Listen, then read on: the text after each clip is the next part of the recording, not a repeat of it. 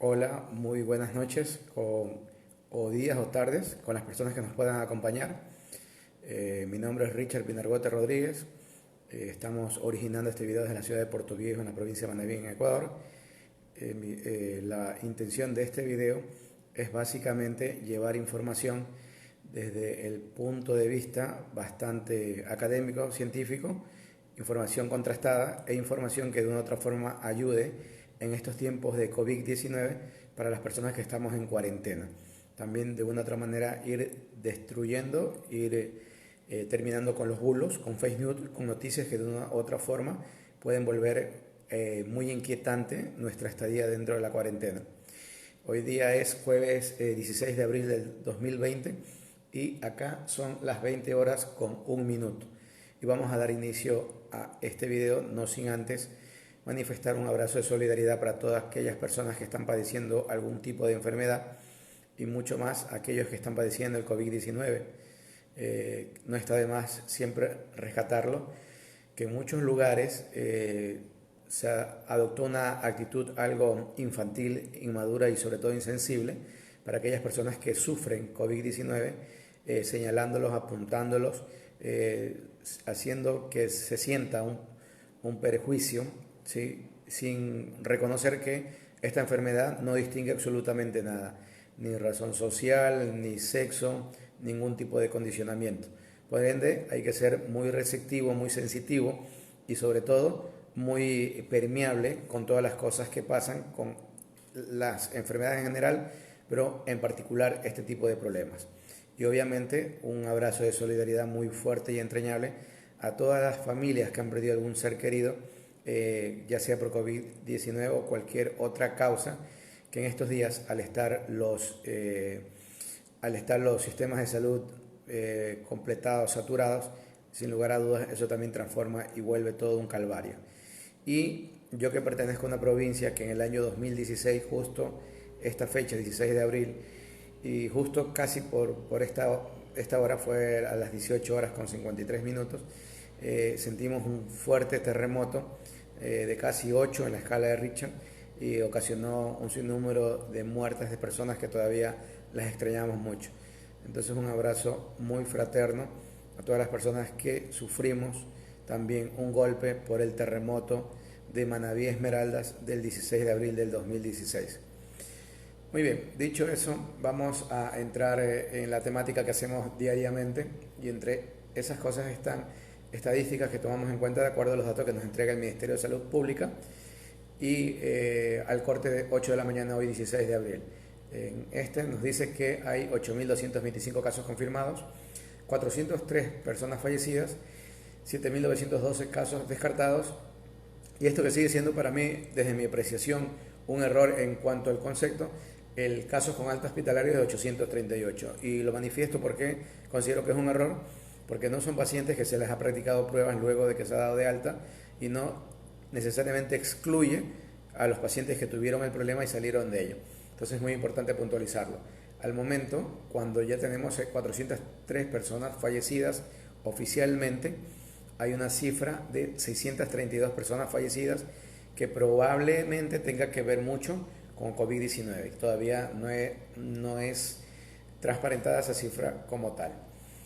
Si nosotros vemos el panorama mundial, nos vamos a dar cuenta que en este momento, a 16 de abril, jueves 16 de abril, los países que más casos tienen en el mundo está Estados Unidos por encima de 660 personas, España por encima de 184.000, Italia por encima de 168.000, Francia por encima de 147.000, Alemania por encima de 137.000, Reino Unido por encima de 104.000, China por encima de 83.000, Irán por encima de 77.000, Turquía por encima de 74.000 y luego viene un grupo de países entre Bélgica, Canadá, Brasil y Holanda que están más o menos empatados en cuanto a la cantidad de pacientes positivos. Aquí es interesante ver cómo ha crecido considerablemente las cifras de Irán y Turquía y probablemente dentro de poco pudieran estar empatando a China en el caso de pacientes confirmados. Y nuevamente nosotros tomamos en cuenta a los marcadores que tienen que ver con Latinoamérica tomando como referencia, a pesar de que no sea Latinoamérica, Estados Unidos, por la relación que tenemos con ellos, ¿no? En ese sentido, cuando en Estados Unidos ya tenían 667.801 casos, existían lastimosamente ya 32.917 personas fallecidas. Brasil con 30.425, hay 1.924 personas fallecidas. Perú con 12.491 casos, hay 274 personas fallecidas. Chile con 8.807 casos, hay 105 personas fallecidas. Ecuador con 8.225 casos, hay 403 personas fallecidas. México con 5.847 casos, hay 449 personas fallecidas. República Dominicana con 3.755 casos, hay 196 personas fallecidas. Panamá con 3.751 casos, hay 103 personas fallecidas. Colombia con 3.233 casos, hay 144 personas fallecidas. Argentina con 2.571 casos, hay 115 personas fallecidas. Cuba con 862 casos, hay 27 personas fallecidas. Bolivia con 441 casos, hay 29 personas fallecidas. Y Venezuela con 204 casos, hay 9 personas fallecidas. Me llama mucho la atención, la verdad, la Cuba en espiral que está teniendo Perú, muy acentuada, una curva muy acentuada, pero en el caso de los pacientes confirmados, no tanto así con los pacientes fallecidos. Es importante señalar aquello. Y voy a leerles un fragmento de alguien que publicó y que yo creo que sí tiene algo de razón en lo que está comentando. Entonces, él comenta lo siguiente, miren, Ecuador pasó del cuarto lugar de la región en número absoluto, o sea, en este momento nosotros estamos ubicados realmente en quinto, ¿no? Pero él está tomando las cifras, unas cifras un tantito anteriores. Entonces, Ecuador pasó en cuarto lugar de la región en números absolutos. Bueno, si tomamos en cuenta Latinoamérica, sí estamos en cuarto puesto. Si tomamos en cuenta con América como tal, ahí no estamos en cuarto puesto. Entonces, Ecuador en datos absolutos estamos en cuarto puesto en Latinoamérica, pero en relación al número de habitantes o el indicador que toma en cuenta el número de casos positivos totales por 1 millón de habitantes, estamos primero. Eso hay que señalarlo. Estamos por encima de Chile, de Perú y de Brasil. Porque si tú ves, Brasil es el que en Latinoamérica es el país que más casos tiene, son 30.425, pero la población de Brasil es 10 veces la de nosotros. O sea, Brasil tiene una población más allá de 150 millones de habitantes.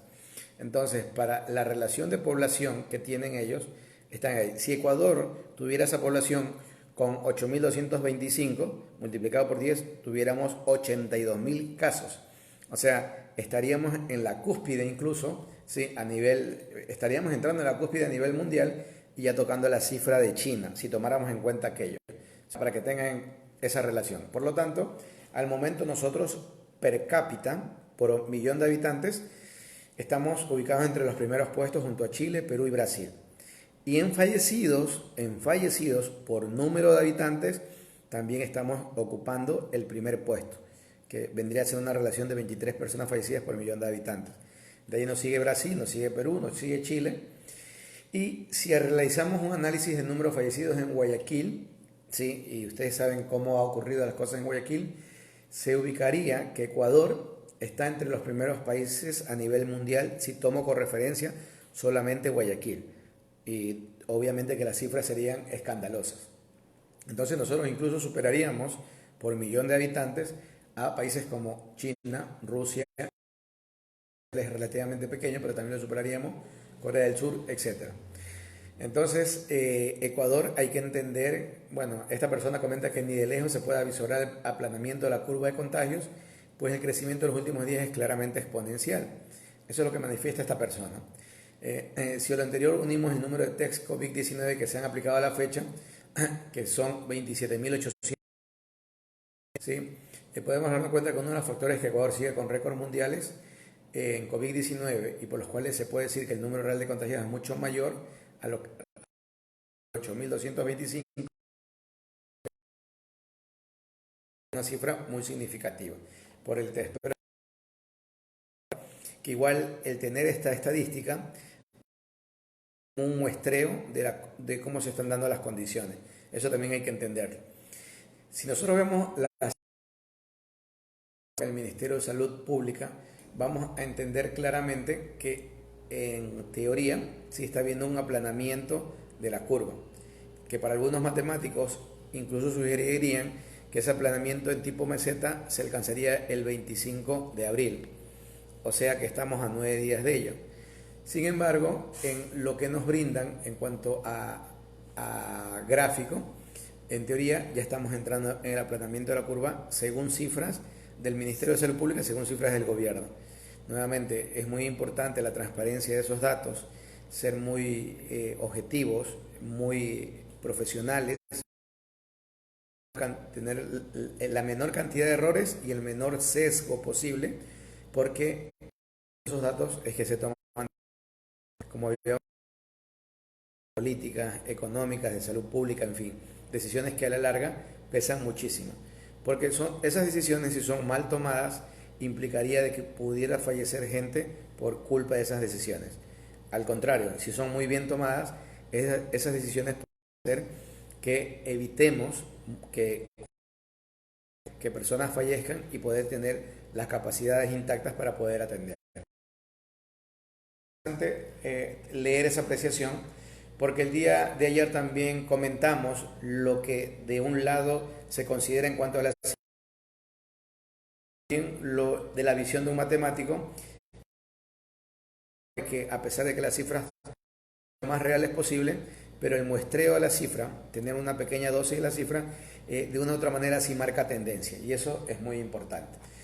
Muy bien, voy a entrar a esta parte que se denomina el rincón médico, y como podría decirse, entre apoyar o desvirtuar cualquier cosa, yo hoy día publiqué algo importante, lo que tiene que ver a las cifras que se manejan en la parte estadística acá en el país. Acá en el país el que maneja todo eso se llama el INEC, el Instituto Ecuatoriano, sí, de Censos, si no estoy equivocado, de cifras y censos me parece que es. Bueno, entonces el INEC, ellos manejan las cifras oficiales de, entre otras cosas, cuántas personas nacen, cuántas personas fallecen, las causas, en fin. Entonces, yo observando lo que publica el INEC desde 1990 hasta el 2016, en el caso de las defunciones generales, las personas que fallecen por año, nos damos cuenta que hay una curva de crecimiento ligera por una cuestión muy obvia. Nacen más, obviamente, y la población va llegando a más edad, deberían ir muriendo más. Entonces, en 1990, para tener una idea, en el país morían 50.217 personas. Voy a hacerlo cada 10 años. En el 2000 morían 56.420. En el 2010, 61.681. Y si yo voy viendo esa proyección, agarré 1990, 2000, 2010. Pasé de 50.000 a 56.000 y pasé luego a 61.000. Entonces, en teoría, para el 2020 me acercaría a 71.000 más o menos, porque la del 2017, la cifra estaba alrededor de 69.247. Asumamos que probablemente estaría entre 71.000 a 72.000 personas que fallecen. Entonces, dicho eso, las personas que podrían fallecer, yo ya tengo una curva de proyección de las personas que probablemente irían a morir en el transcurso de un año. Primer análisis. Luego, en todo esto, tengo también la definición o el análisis de las personas que fallecen según el rango de edad. Y en virtud de ello, por una cuestión muy elemental, la gente que más muere es la que mayor edad tiene, salvo la gente que está implicada en accidentes de tránsito, que obviamente no respeta nada, y cualquier otro tipo de accidente, que obviamente tiene una cuestión casuística y obviamente no respetaría ninguna edad. Pero en esa pirámide, donde la gente que más fallece es la que mayor edad tiene, y en teoría los que menos fallecen son los que menos edad tienen, a excepción de los menores de un año, que se cumple un análisis diferente, pues bueno, ya tengo también la observancia de lo que ocurre. Muy bien, dicho esto también, tengo el análisis de por qué la gente fallece, sobre todo tomando en cuenta la última referencia de datos claros que tengo por parte del INEC. en relación a ello, tengo que las principales causas de muerte en el 2017 fueron en el siguiente orden: enfermedades isquémicas del corazón, primer lugar; diabetes mellitus, segundo lugar; enfermedades cerebrovasculares, tercer lugar; ¿sí? Influenza y neumonía, cuarto lugar; enfermedades hipertensivas, quinto lugar; accidentes de transportes terrestres, ¿sí? Sexto lugar; cirrosis y otras enfermedades del hígado, séptimo lugar. Ahora, es interesante porque yo este cuadro estadístico lo tengo distribuido anualmente o lo puedo observar mensualmente. Entonces, cuando yo lo observo mensualmente, incluso varía entre hombres y mujeres, porque en hombres se dispara ciertas cosas que en mujeres se dispara otras. Sin embargo, ese análisis puede ser bastante claro y yo puedo verlo hasta mensualmente. Entonces, aquí viene la situación que habíamos hablado ayer. Si yo agarrara los últimos marzos del último lustro, de los últimos 5 años, yo vería una tendencia de qué cantidad de gente ha muerto. Entonces, por ejemplo, ciudad de Guayaquil, yo viera cuánta cantidad ha fallecido en los últimos años, ¿sí? Al menos en los últimos 5 años, y me diera cuenta que va en un rango, o sea, de lo menor a mayor, que obviamente iría del 2015 hasta antes del 2020, entonces el 2015 tendría el rango menor. Y digamos que fueran 1000 personas que fallecieron en esa época, en el 2015, y en el 2019 digamos que fallecieron 1200 personas. Por ende, en el 2020, en teoría y haciendo todos los ajustes, no deberían pasar de 1250, exagerando 1300. Pero ¿qué sucede cuando, por información que tengo que cruzar del registro civil, del INE y todo ello, veo que han muerto 3000 o 3500? Ahí me doy cuenta claramente que hay al menos un grupo de 1500 que no está dentro de la cifra estadística esperable. ¿Sí? Además, aquí hay otro dato. Recuerden que accidentes de transportes terrestres, ¿sí?, está en sexto lugar con una cifra importante de muertes. Y mientras hemos estado en cuarentena, las personas que han tenido fallecimiento por un accidente de tránsito, a mí me parece que si en el Ecuador han sido más de 10, es exagerar. En el tiempo de cuarentena, es exagerar. Porque hasta donde yo he visto esas noticias, creo que no han pasado de 3 o 4 personas. Cuando en la normalidad probablemente morían 3 a 4 personas por día. Por día. Claro, entonces, y muy sencillo, o sea, ustedes pueden contrastar esta información regresando a enero y viendo los periódicos de enero, y van a ver que en la parte final, sobre todo, los periódicos que publican esa información, aparecían cuántas personas fallecían y por causa de accidente de tránsito, sobre todo en moto, que era una causa muy importante. Así que la información de la gente que ha fallecido no se va a poder ocultar, ¿sí? Ahora lo podrán hacer, ahora podrán mimetizar, quizás colocar ciertas cosas, pero no se va a poder ocultar por todos estos condicionamientos que les estoy diciendo. O sea, la información va a fluir en algún momento, como por ejemplo ahora están manifestando la cantidad de cadáveres que se encuentran. Entonces, nuevamente, ahí es que uno claramente sabe que no se están dando las condiciones en cuanto a la realidad de los datos. Muy bien.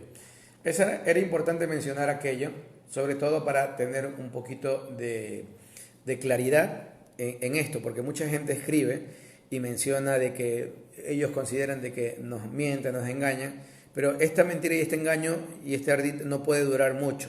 Así que dentro de poco se sabrá toda la verdad en este sentido, porque es imposible esconder a la gente que fallece. Salvo que no tenga familiares, ¿sabe? Una persona que fallece y no tenga ni una sola familia, quizás allí sería casos excepcionales. Pero normalmente mucha gente que fallece tiene familia, y esta gente se encarga de hacer los trámites respectivos, ¿sí? De levantar la boleta respectiva, el acta de defunción, en fin, todo ello. Muy bien, me alejo de este tema medio escabroso, pero que era necesario mencionarlo, y llego a un tema un poquito más interesante. Y hoy día se publicó, hoy día 16 de abril, en el diario El Espectador, que es de Colombia, sobre la estabilidad genética de COVID-19 que posibilitaría una vacuna mucho más eficiente. Entonces mencionan que a pesar de haber recorrido el mundo infectando en este momento a más de 2 millones de personas, el virus no ha mutado de una forma catastrófica o severa, ¿sí? Y así lo manifiesta un investigador que se llama Javier Jaimes, que trabaja en la Universidad de Cornell y que está intentando entender todo lo que respecta al virus que se llama SARS-CoV tipo 2, en el desarrollo de una vacuna y luchando contra la desinformación. Porque recuerden que uno de los bulos que habíamos hablado días atrás era de que el virus mutaba tanto y que probablemente iba a ser un desastre. Pero la realidad de las cosas no es tanto así. Y el manifiesto, o el artículo manifiesta: el nuevo coronavirus se ha mantenido genéticamente estable desde su aparición en diciembre del 2019, lo que posibilita una vacuna o tratamiento más eficiente. A pesar de haber recorrido el mundo infectando a más de 2 millones de personas, el virus no ha mutado, ¿sí? Agrega que no ha adquirido o perdido propiedades, lo cual posibilita la creación de una vacuna o tratamiento más eficiente, como hemos manifestado, al contrario de lo que ocurre con el virus de la gripe, que cambia constantemente y por eso hay que vacunarse periódicamente. Cuanto más estable sea cualquier tratamiento que se desarrolle, va a tener más potencial, porque el virus tiene menos posibilidad de escapar. Sobre las mutaciones, dice que la mayoría pierde su capacidad. Eso significa que puede ser menos patógeno e incluso totalmente no patógeno. El caso menos probable es que sea más agresivo si es que mutara, pero se está demostrando ahora que hay estabilidad genética en cuanto al virus. Y es muy interesante porque ya muchos países, acá en Latinoamérica al menos, ya Argentina secuenció la genética viral y lo tienen allí. Nosotros hemos estado dando un primer paso. Tengo entendido que acá en Ecuador ya tenemos una primera secuenciación genética de un primer caso. En Argentina tienen secuenciaciones de algunos casos, ¿no? Están bastante adelantados. Y se unen a muchos otros países que están haciendo lo mismo en cuanto a esto. El secuenciar genéticamente es entender claramente la arquitectura con la que está hecho el virus, y de acuerdo a eso nosotros podemos tener mejores herramientas para poder combatirlo y crear vacunas. Eso es muy importante, ¿no? Entonces me parecía que era una información que valía la pena compartirlo. Voy a entrar al segmento de los bulos. No es tanto un bulo porque es una realidad, pero lo puse como bulo por lo que significa. Y esta noticia, que probablemente muchos ya la han leído, es que Bolsonaro, el presidente de Brasil, destituye al ministro de Salud en plena crisis del coronavirus. El ministro se llama Mandetta, un médico que apela a la ciencia y era un firme partidario del aislamiento social que el presidente quiere relajar para reactivar la economía. Entonces la verdad que da un poquito de angustia, de desesperación, ver cómo a pesar de todos los esfuerzos denodados que hace Bolsonaro para que la cosa se descontrole, tenía un grupo de ministros que sí actuaban relativamente bien y podían dentro de lo posible ir controlando. Pero no sé qué obstinación tiene él para que las cosas marchen mal. O sea, la verdad no entiendo ciertos políticos o muchos políticos por qué quieren siempre hacer las cosas para que nos vaya de lo peor. El presidente de Brasil, Jair Bolsonaro, ha destituido este jueves a su ministro de Salud en plena crisis del coronavirus tras semanas de tensiones entre ambos sobre la estrategia frente a la pandemia. El mandatario ha confirmado la destitución anunciada en Twitter por el saliente Luis Enrique Mandetta y menciona: acabo de saber por el presidente Bolsonaro de mi destitución, que tuiteó el médico. Y antiguamente era un diputado al que el mandatario se enfrentaba abiertamente. El titular de salud había dicho que solo se iría si era cesado porque un médico no abandona a su paciente. El presidente ha presentado poco después al nuevo ministro, también médico. Es un oncólogo que se llama Nelson Teich y es la persona elegida para dirigir el ministerio. Ya el COVID ha causado las muertes que conocemos, con la cantidad de contagiados que hay en Brasil. Y bueno, el Mandetta ha dado ruedas de prensa diarias insistiendo en las guías que se manejan a nivel mundial y asumimos que son las que están funcionando relativamente bien en muchos países. Muy bien, entonces miren los desastres que ocurren allá. La puse como un bulo porque me parece increíble que alguien que esté trabajando bien lo saque. Acá en nuestro país tenemos muchos que están trabajando mal y los mantienen. O sea, la ridiculez en todo sentido. Muy bien, en otro orden de cosas, ya y lastimosamente Estados Unidos supera los 30.000 muertos por coronavirus Y mientras Donald Trump prometió que hoy mismo revelará su plan para comenzar a abrir la economía, el tipo solo piensa en dinero, a él no le interesa nada más. Y de verdad que es una lástima. Estados Unidos ya está superando los 30.000 fallecidos por el nuevo coronavirus. Expertos y políticos siguen cuestionando las medidas del mandatario. Es increíble aquello, ¿no? Pero bueno, en fin, y él presentó su plan que en teoría en Estados Unidos permitiría reanudar la actividad en Estados Unidos a mediados de junio, según lo que están preveyendo desde la Casa Blanca. Bueno, cada quien se ahoga o se ahorca con la cuerda que uno desee. Bueno, eso teníamos para compartir. Voy a ver si tienen alguna observación o algo para, en virtud de ello, poder interactuar un poco, ¿no? Entonces, hemos intentado de una u otra manera llevar adelante estas pequeñas informaciones y bueno, vamos a ver cómo interactúan ustedes, que siempre es importante escucharlos. Acá dice Gilbert Álvarez, muy buenas noches Gilbert. Ampari Arteaga también saluda. Laura Peña Vera dice posibilidades de reinfecciones.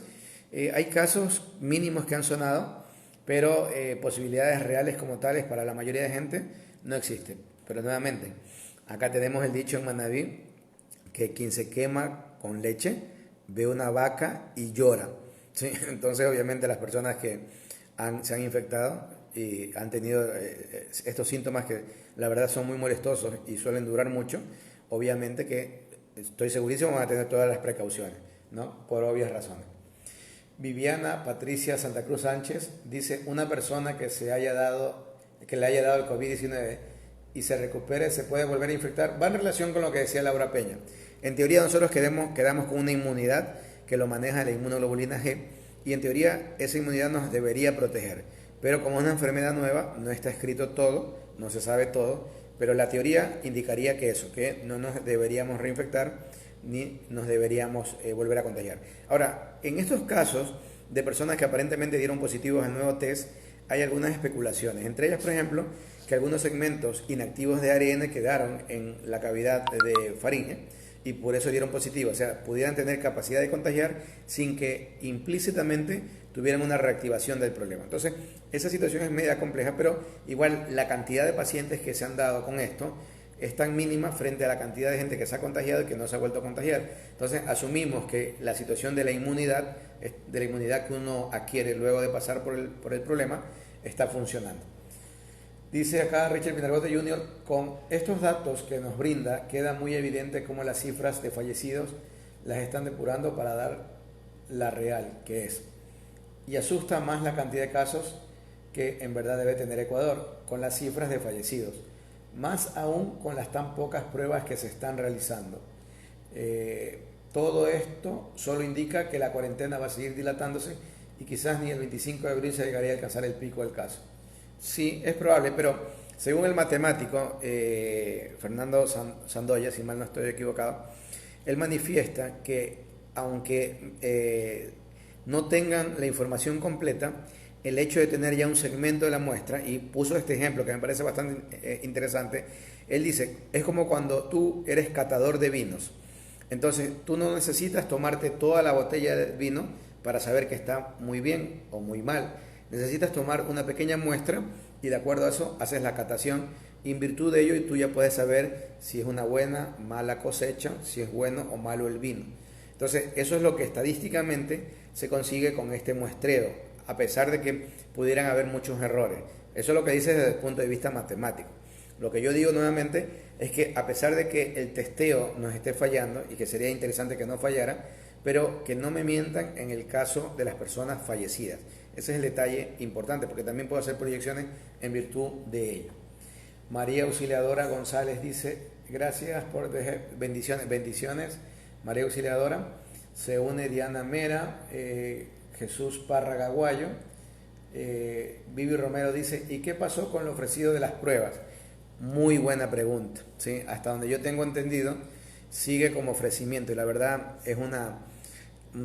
¿Qué palabra no es tan pedante? Pero es una pena que nos engañen de esa manera, la verdad. ¿Sí? Miren, ahí es cuando uno dice, yo no creo en los políticos, yo no creo en esto. Porque yo no digo que quiero hacerlo, pero si yo me metiera a la parte política y veo que no se puede cumplir hasta tal fecha, lo diría, no se puede cumplir hasta tal fecha. O si veo que sí se va a cumplir y estoy dando una fecha, haría lo imposible sobre cualquier cosa para que se cumpla esa fecha. Y si no se cumple esa fecha, tendría que renunciar porque estoy fallando en mi palabra. ¿Sí? Es una cuestión elemental. Y bueno, las personas que tenemos palabras sabemos de qué se trata. ¿Sí? Entonces, no se puede jugar con esas cosas. Acá se une Diomari Mor, Pamela Luzuriaga, el doctor Rodrigo Vázquez García y Vivi Romero dice, lamentablemente, ¿qué personal de las Fuerzas Armadas están contagiados y solo los aíslan en espera cuando son los que más al frente de todo están como los médicos y enfermeras? Sí, es verdad, pero a ver, aquí una puntualización con el personal de la Fuerza Armada en general. A ver, recuerden que del 100% de la gente que se enferma, el 80% va a tener síntomas leves y el 20% va a tener otro tipo de sintomatología, pero hay que hacer una interesante puntualización. Hoy día, jueves, a las 2 de la tarde, tuvimos una pequeña entrevista con la gente de Hoja de Ruta y quedamos en que los días jueves a las 2 de la tarde nos íbamos a conectar con esta plataforma que se llama Hoja de Ruta, que emite su señal desde Quito. Entonces, ellos me comentaban y preguntaba a alguien de los que se conectaban que qué puedo hacer yo para poderme controlar en casa de acuerdo a mis síntomas. ¿Sí? Entonces, yo le decía a una persona, porque preguntaban desde Guayaquil, y si yo tengo gripe y creo que es COVID, ¿qué tengo que hacer o qué puedo hacer? Entonces, frente a la sospecha de que uno pueda tener COVID, o sea, frente a la sospecha de que tenga síntomas parecidos al COVID, lo real es considerarse que uno tiene COVID-19, ¿sí? O sea, si usted sospecha, considere lo que lo tiene, primera cosa, ¿ya? Luego, una vez que ha considerado que tiene el problema por la sintomatología que tiene, por esta fiebre, este malestar general, ¿sí? esta tos seca que puede acompañarse y otras cosas más, la incapacidad de poder oler, la anosmia, la disminución del gusto, a veces dolor de barriga, incluso diarrea, ¿sí? Significa que usted pudiera estar desarrollando eso. Ojo que en la costa tenemos buena cantidad de casos de dengue, ¿sí? Incluso influenza que causa gripe como tal, pero asumamos que pudiera ser esto. Ahora, yo como paciente, obviamente que voy a entrar en una crisis por todo lo que se escucha y pensaré que es una sentencia de muerte lo que me están dando, cuando en la realidad de las cosas, si yo soy una persona por debajo de 50 años, 60 años, soy relativamente delgado y no tengo ninguna comorbilidad importante, como por ejemplo hipertensión, diabetes, y dije que era delgado, o sea, no tiene obesidad, significa que yo las cosas las puedo manejar de otra manera. Entonces, lo que hay que controlar aquí primero es los síntomas. ¿Y cómo controlo los síntomas? Simplemente con lo que hemos hablado, el paracetamol o el acetaminofén, en aquellas personas que no tienen problemas para tolerar el acetaminofén o el paracetamol, o en aquellas personas, ¿sí?, que no tienen un problema de hepatotoxicidad o son alcohólicos, que también podría causar un problema. Ojo con eso.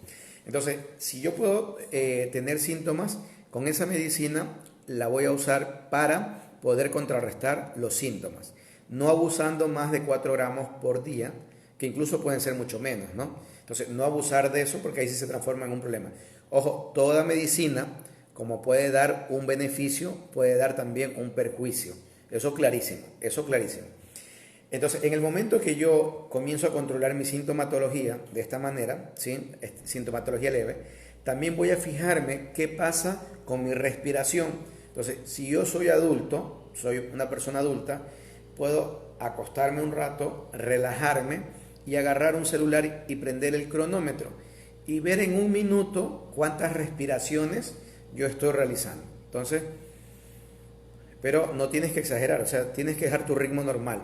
Entonces, yo cuento cuántas respiraciones tengo y si mis respiraciones están entre los 20, 25 respiraciones por minuto o menos, estamos bien en cuanto a la respiración.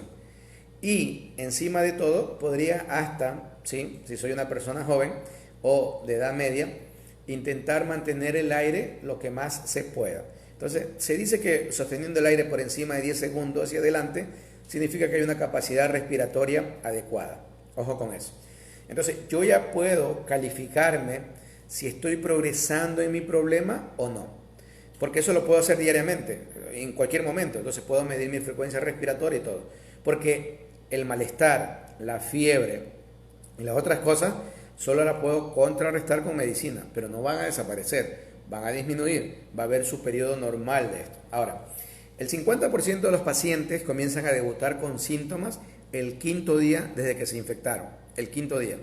Entonces, el quinto día, generalmente los pacientes que se complican, comienzan a complicarse desde el día 8 al día 12. O sea, estamos hablando que una vez que empecé con síntomas, si en el tercer día o en el día séptimo comienzo a tener esta situación de que no puedo, de respiro muy rápido, o no puedo, o tengo una necesidad imperiosa de respirar, siento que me hace falta el aire, eso médicamente se llama apnea, como la canción de Arjona tiene una canción que se llama Apnea también. Entonces recuerden al menos por la canción los que lo odian y los que lo quieren Arjona, al menos por eso. Entonces la apnea o la sed de aire me obliga a yo desesperarme y sentir que me hace falta el aire para respirar. O sea, no puedo respirar por mis propios medios. Entonces esa es una indicación que el problema está aumentando. Y es una indicación para yo buscar ayuda hospitalaria, ¿sí? Entonces, si eso no se concreta, yo no necesito ir a un lugar, a un hospital ni nada. Porque estamos mencionando en el caso de que yo tuviera influenza y no COVID-19. En el momento que voy allá, lo más probable es que ahí sí me contagie de COVID-19, a pesar que no lo era. Pero si no fui allá y me pude controlar en casa, lo más probable es que vaya teniendo el periodo de desarrollo normal y no va a pasar absolutamente nada. ¿Sí estamos? Entonces, aquí viene el detalle. Y hacía mención en relación a lo que nos preguntaba. A ver, se me va el nombre, Vivi Romero, de que ella lamenta que el personal de las Fuerzas Armadas estén contagiados. Y que, ahora, yo le comento lo siguiente. Quito lo comenzó a adoptar, que también hay otras ciudades también, que comenzar a generar lugares, como por ejemplo coliseos, ¿sí? Universidades que se puedan adaptar temporalmente para estos pacientes que tienen COVID-19 o la sospecha de que lo están padeciendo y pudieran complicarse porque son gorditos como yo, porque tienen diabetes como yo, porque son hipertensos, llevarlos a esos sitios para comenzar a dar otro tipo de medicina, ¿sí? Que pudiera evitar que lleguen a hacerse graves. Entonces, allí es donde tienen que actuar los órganos de salud nacional, provincial y cantonal. Ahí es donde.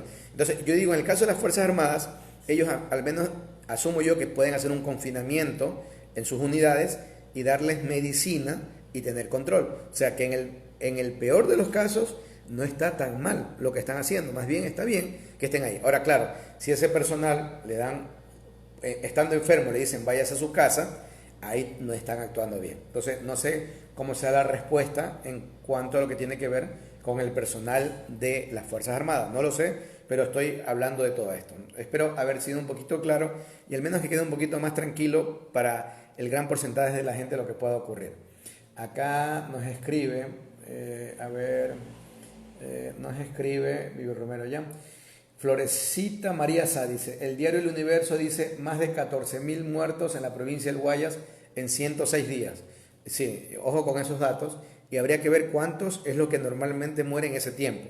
Entonces, los que normalmente mueren en ese tiempo, me invento, digamos que fueran 5.000, de esos 14.000 se quitan 5.000 y de esos los otros 9.000 tendrían que ver en una gran parte por COVID-19, ¿sí? Ella me pregunta si es así. Yo no he leído la publicación, pero si usted la leyó en El Universo, de que hubiera esa cantidad de muertos, pudiera hacerlo. Pero ojo, no todos necesitan implícitamente estar en virtud de o en relación, aunque suene reiterativo, con el COVID-19. No, hay que hacer el análisis porque lo que más mata, y ya mencionamos esto a lo que empezamos a opinar sobre esto, según el INET, las tres cosas que más matan es enfermedad isquémica del corazón, los famosísimos infartos, diabetes mellitus, enfermedades cerebrovasculares, lo que se denomina infarto cerebral, ictus, stroke, ese tipo de cosas. Son las cosas que más matan, ¿no? Y bueno, también dentro de las 6 primeras están accidentes de tránsito, pero al menos en teoría y por ahora, no mucha gente está falleciendo por ello, a buena hora. Acá nos dice Diana Mera, buenas noches, una opinión, pero, a ver, pero si tuvieran una red, o sea, una página de salud conectada a todos los hospitales públicos y privados, se tendría una mejor cifra también con las clínicas, ni tampoco hacen seguimiento con quién estuvo, dónde estuvo, ni nada de eso. Y personas que son positivas nunca se enteraron y los pacientes buscan doctores privados para que les ayuden en el tratamiento. Es porque no tienen todas las redes de salud unidas y trabajar juntos con un solo puño, y así se tomarían los correctivos y se evitaría muchas muertes. Lo que usted dice tiene mucha razón. Diana Mera dice, sería interesante tener una red de salud, y asumo yo, conectada por internet, en la cual tanto lo público como lo privado para este tipo de cosas pudieran estar conectados, ¿sí? Y automáticamente dar una respuesta más efectiva. Eso sería lo ideal. Pero lastimosamente, si usted como gobierno recorta presupuesto de salud, aunque quisiera hacerlo, no lo va a hacer. Así que es importante tener presente eso. La salud no es un gasto, es una inversión. La educación no es un gasto, es una inversión. Entonces, estos gobiernos que se encargan de reducir esto, despedir profesores, despedir médicos, son los gobiernos más indolentes y son los gobiernos que de una u otra manera nos condenan como sociedad. Eso hay que tenerlo presente. Aníbal Soledispa Ollague se ha unido. Laura Peña Vera dice, solo están realizando pruebas IgM. Tengo entendido que PCR están haciendo la gran mayoría de lo que sale oficialmente es mediante PCR, que es la prueba directa. Y ya hay una buena cantidad de pruebas indirectas que están realizando. Ojo con las pruebas indirectas. Miren, siendo francos, las pruebas indirectas no deberían ser tan costosas. En China, tú compras una prueba indirecta entre 8 a 11 dólares. Y acá no debería costarte más de 25, 20 dólares. Porque hay muchos lugares donde te venden hasta en 50 dólares una prueba indirecta, estas pruebas rápidas, que me parece muy exagerado el precio. Entonces sí sería importante que se pueda acceder a pruebas de un costo mucho menor. Sí sería muy importante por todo eso. Porque hay mucha gente que se quiere realizar la prueba por su propia iniciativa, porque dice, yo he sentido que he tenido todo eso que describen, pero ya me pasó, pero igual quiero hacerme la prueba. Sí sería importante aquello. Félix Cedeño Vélez dice, qué mal dato que los laboratorios estén cobrando tan caro las pruebas de IgM, o sea, las pruebas indirectas y que son rápidas. Sí, la verdad que es una mala cosa. Hoy día, justamente, a mí me pasó alguien una cotización que probablemente las pruebas costarían alrededor de la cifra que les he mencionado. Entonces, voy a ver si se confirma eso y si a alguien le interesa le podría pasar ese contacto, pero venden por SEC Diagnósticos y creo que venden SEC Diagnóstico de, no tengo claro si son 10 o 50 pruebas, pero en todo caso hay alternativas, ¿sí? Y que hay que buscarlas por si acaso, ¿ah? Porque ahora es el peor momento para que se abuse de la gente, porque primero el abuso siempre es malo, peor en épocas de cuarentena. Segundo, la gente no tiene dinero. Y tercero, estamos viviendo una pandemia, o sea, hay que ser un poquito de humano también, ¿no? Como siempre estoy diciendo ahora. Se ha unido Marta Liceo Santana Mendoza, Mercy Eras, Robert Ponce, Demian Gustavo Elcíbar Castro dice, buenas noches. Según doctor de Estados Unidos, en las autopsias de personas que fallecieron con COVID-19 tenían microcoagulación en los pulmones y ahora los doctores están tratando a los pacientes con anticoagulantes adicional a los demás medicamentos. ¿Hay alguna contraindicación de la administración de anticoagulantes? A ver, primero asumamos alguna cosa. Las personas que fallecen por COVID-19 no fallecen directamente por el COVID-19, sino fallecen por todo lo que desencadena el COVID-19. Entre lo que desencadena el COVID-19 es una respuesta inflamatoria exagerada, donde incluso la interleuquina 6 está en niveles altos, hay aparecimiento de ferritina exageradamente, el astro también está aumentado por la misma cascada inflamatoria. O sea, hay muchas cosas que aparecen y que tienen relación con el evento. Hay una cascada inflamatoria, y por lo tanto, exagerada, ¿no? Por lo tanto, esa respuesta inflamatoria alta origina, ¿sí? Recuerden que la célula diana, la célula donde el virus llega a introducirse y a reproducirse, y eso en el virus se llama replicación, ¿sí? Dentro de la célula, es una célula específica dentro del alvéolo, y esa es la que él utiliza para poder reproducirse, replicarse. Entonces, cuando ocurre eso y la cascada de inflamación se activa, las vías respiratorias se pueden comenzar a llenar de moco, ¿sí? Y esto es lo que produce la bronconeumonía, la neumonía, neumonitis y todo eso. Entonces, esto es lo que también produce o puede producir un síndrome de estrés respiratorio y puede producir afectaciones también al circuito que maneja el pulmón con el corazón. Entonces, muchos pacientes de COVID-19, la causa de muerte tiene que ver con estas afectaciones, pulmón, corazón y otras cosas más. Incluso hay presentaciones de neurocovid, ¿sí? O sea, afectaciones a nivel del sistema nervioso central. O sea, quiero que se entienda que es muy compleja la situación. Y todos los pacientes no desarrollan una sola cosa, desarrollan muchas situaciones que dependen también de las condiciones propias de cada paciente. Entonces, es muy probable que, que algunos pacientes severos, muy severos, pudieran llegar a presentar lo que está comentando aquí Damián Gustavo Alcíbar, que creo que todo el mundo lo ha leído, lo de estos procesos de microcoagulaciones. Y obviamente, en virtud de ello, en algunos pacientes, en un grupo pequeño de pacientes, con determinadas características, se podría llegar a utilizar. Ahora, contraindicaciones para administración de anticoagulantes hay muchísimas. Por ende, siempre tengo que valorar lo que se denomina en medicina riesgo-beneficio. Entonces, habrá pacientes que por sus condiciones podría administrarles, otros no necesitarían y otros no podría hacerlo. Entonces, toda esa situación hay que tener claro. E incluso, por ejemplo, de lo que hemos hablado estos días, lo que se denomina el suero autoconvalescente, o sea, lo que se le pide a algunas personas que tuvieron la enfermedad, se hicieron negativos y que pidan donar sangre para sacar un suero que viene cargado de anticuerpos. Eso en los pacientes que se ha utilizado, que son pacientes extremadamente críticos, que como última opción tienen eso, en algunos de ellos ha demostrado una buena efectividad. Pero eso no significa que automáticamente a todo el mundo tengo que tratarlo con lo mismo. O sea, nuevamente, por eso hay que tener muy claro que los tratamientos van siendo como tratamientos target, tratamientos personalizados en muchos de los individuos que están sufriendo todo esto, ¿no? Muy bien. Johnny Mendoza se ha unido. Demian Gustavo Alcíbar también dice, hay una unidad móvil de autoservicio en la terminal terrestre de Manta. Unidad móvil de autoservicio para pruebas rápidas. Si es así, buenísimo, ¿eh? Verónica de Zamora dice, pero lo que pasa es que si llega sin poder respirar a los hospitales, no hay sitio para atenderlos y allí mueren, ¿qué es lo que está pasando? Sí, nuevamente. Por eso estoy dando las pautas para uno saber que tiene una atención hospitalaria. Pero aquí lo ideal sería que los municipios, las prefecturas, puedan generar un espacio donde estas personas que todavía sin llegar a ser críticas puedan recibir una atención y recibir incluso medicina, ¿no? Muy bien. Livia Rosa se ha unido. Diana Mera dice, gracias, don Damián. Bueno, algo le contestó allá. Gilbert Álvarez dice, ¿qué opina con respecto a los países, lugares donde no se aplica cuarentena y se apela a la responsabilidad de los ciudadanos para la mitigación de la propagación? ¿Cree que la cultura influye mucho? Claro, Gilbert, influye muchísimo. O sea, a nuestro país le pedimos inicialmente que no haga una cuarentena completa y miren el desastre que se originó. Pero tú te vas a un país como China, como Corea del Sur, en Corea del Norte va a ser peor todavía.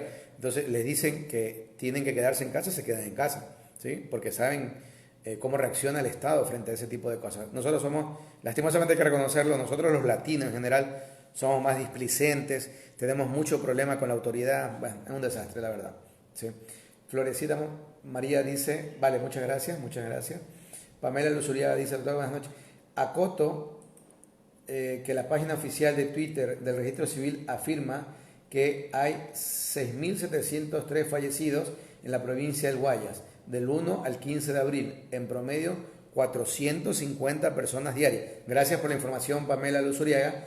Por ende, si tú lo dices que en 15 días esto, es obvio, 6.703, es obvio que la información que nos dio otra persona de que en un mes habían alrededor de 14.000, 15.000 fallecidos, es más que real, ¿sí? Entonces, gracias por la información, ¿eh? Ella me pasa la información del Twitter del Registro Civil, por si acaso. Me imagino que va a ser el Registro Civil de Guayaquil.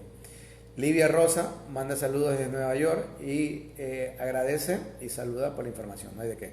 Yesenia Artiega Abreu se ha unido, Berito García, George Enrique Rodríguez, Laura Peña dice, por eso el tratamiento con metilprednisolona en pacientes críticos para evitar la cascada inmunológica de interleuquina 1 y 6, PCR y evitar microcoagulación. Claro, hay tratamientos también con corticoides a maneras